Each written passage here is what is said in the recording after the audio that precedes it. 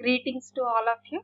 Today I am going to explain about Introduction to Electrochemistry, which is Unit 3. One part in Unit 3. Unit 3 consists of two subtopics. One is electrochemistry, second one is corrosion. So today, introductory part I am going to explain you in this video lecture. What is electrochemistry? Chemistry is nothing but, as you know, all it involves in reactions. So electricity and reactions. So simply you can define this as interconversion of electric energy to chemical energy and chemical energy to electric energy, or simply you can also define it as interconversion of electric energy to chemical energy and vice versa. So this is the definition of electrochemistry. So in order to conduct electricity, we need few basic concepts, right? So the main thing is called as conductance. What is conductance? So which is the electrolyte in the solution, right? So the conductance are various types: specific, equivalent and molar conductances. And you may learn about applications of conductance. Already you are aware of all these things in year +2 or intermediate. So first of all, what is conductance? The reciprocal of resistance is called as conductance. And what are conductors? So I think you got the difference. Conductance is reciprocal of resistance. Conductors which allow the passage of electric current. Correct? So examples, you can take metals, aqueous solutions of acids, bases and salts, etc. Here I am going to I want to give you little bit clear explanation about conductors. Actually there are two types: metallic conductors and electrolytic conductors. So metallic conductors are those conductors which conducts electricity through the passage of electrons. For example, you take silver. So Ag gives rise to Ag++ electron. So that electron flow is responsible to conduct electricity. So because silver is metal, hence they are called as metallic conductors. Whereas in case of electrolytic conductors, various types of electrolytes, right?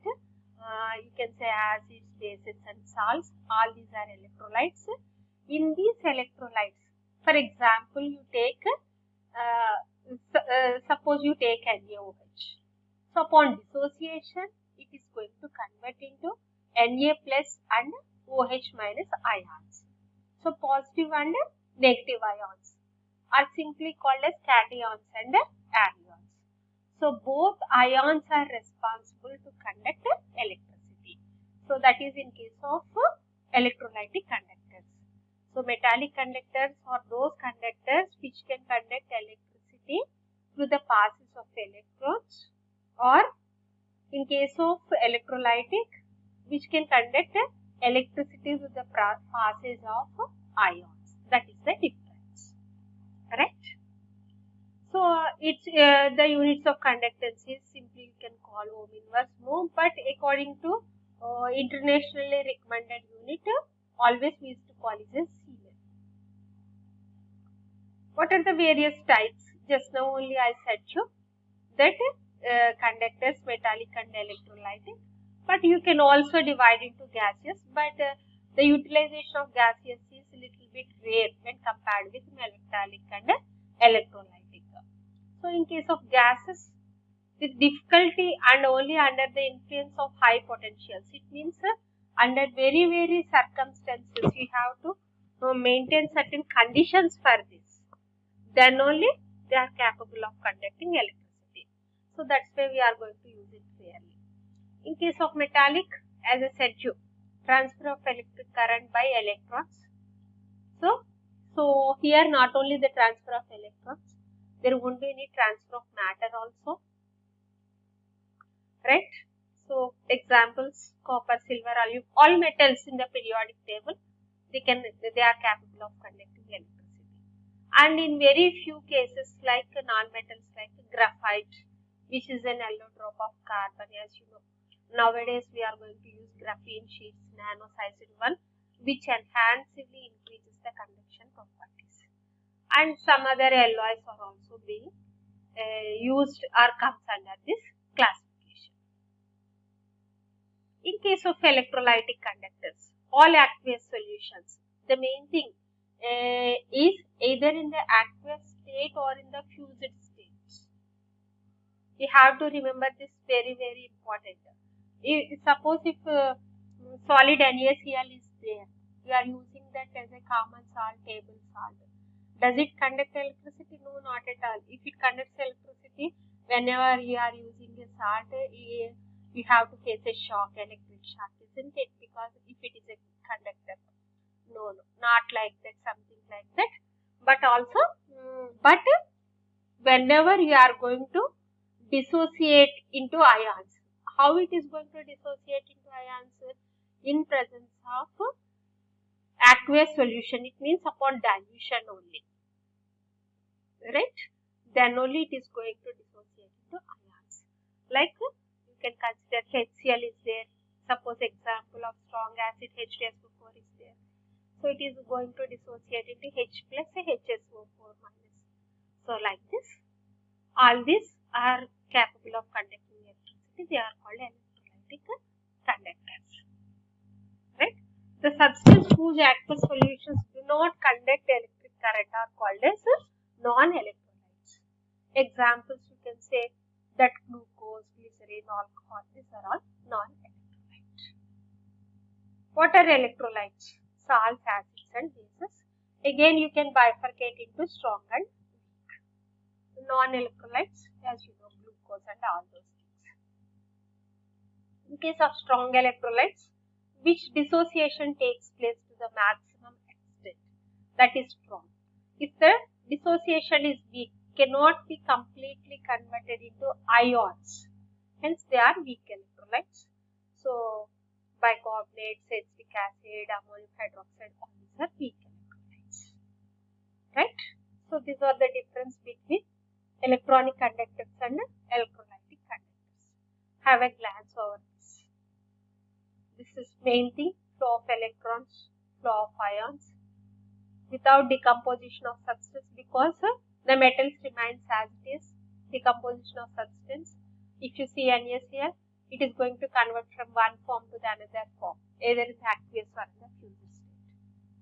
And the conduction decreases with the increase in temperature. Whereas here, if you see, the movement of ions increases very much actively upon increasing the temperature. Though this is not present in your syllabus, just it is something to brush up your memory of what you have learned in your intermediate or plus 2. So specific resistance. So R is directly proportional to length and inversely proportional to the area of cross section. If you remove this proportionality, you have to replace with a constant. That constant is rho. So rho is called a specific resistance or specific resistivity. So the inverse of specific resistance or specific resistivity is called as specific conductance. If length of 1 centimeter, area of cross section 1 centimeter square, then specific resistance will become specific resistance, right? So here also one more thing, L by A is length by area of cross section, which is called as L constant. So specific conductance can also be defined as L constant into conductance. The units are ohm inverse, centimeter inverse. So similarly, equivalent and molar conductance.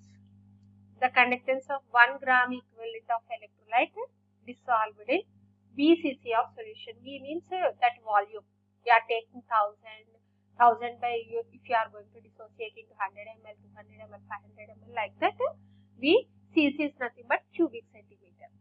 That's why it is volume. It is represented by the letter called as simply inverted V, is K is specific conductance into V, that is nothing but VCC. So this can be defined like K into 1000, because electrolyte 1 gram equivalent of electrolyte will be 1000 by 1000 by C means concentration. Here we are going to take gram equivalents, hence take N stands for normality. These are the units. So instead of gram equivalents, you take molar equivalents. Then it will become molar conductance. Same 1 gram mole of electrolyte, VML, same K into V, 1000 by C. Instead of C, you can keep it capital M. M stands for molar conductance. Right? So the effect of dilution. So this one you have learnt in intermediate, which is called as cold rush law of electrolysis. So strong electrolytes, dissociation is 100%. So if you extrapolate the lines towards y-axis, obviously you are going to find.